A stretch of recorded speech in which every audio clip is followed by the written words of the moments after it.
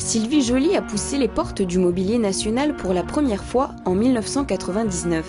Après 4 ans de formation dans cette institution, anciennement garde-meuble de la Couronne, cette plaisiroise devient technicienne d'art. Son métier, restaurer les tapisseries, propriété de l'État, qui meublent les grandes institutions françaises telles que l'Élysée et les ambassades à l'étranger.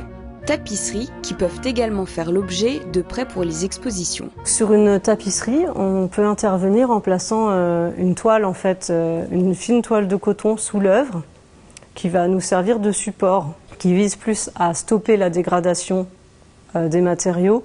Le fait qu'on place cette toile qui est légèrement colorée aide, avec le recul de l'œil, vous n'y voyez presque plus, vous voyez presque plus l'usure. L'idée, c'est d'intervenir légèrement, mais de faire juste ce qu'il faut pour qu'on ne s'attarde pas sur l'usure et qu'on garde la patine de l'œuvre. Originaire d'une famille de couturières, Sylvie Joly a toujours eu le goût du dépassement.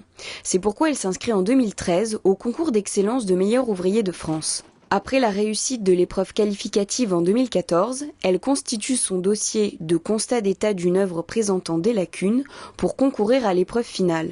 Celui-ci validé par le jury, elle dispose de 3 mois et 200 heures pour restaurer sa tapisserie.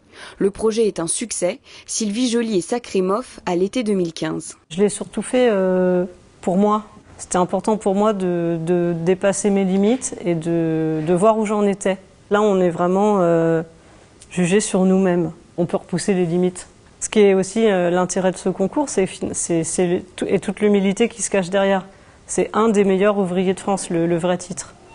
C'est-à-dire qu'il n'y a pas qu'un poste, il n'y a pas qu'une personne qui peut le réussir. Sylvie Joly a reçu sa médaille de meilleur ouvrier de France dans le grand amphithéâtre de la Sorbonne, en présence des 275 autres lauréats, avant d'être reçue par la suite par le président de la République à l'Élysée.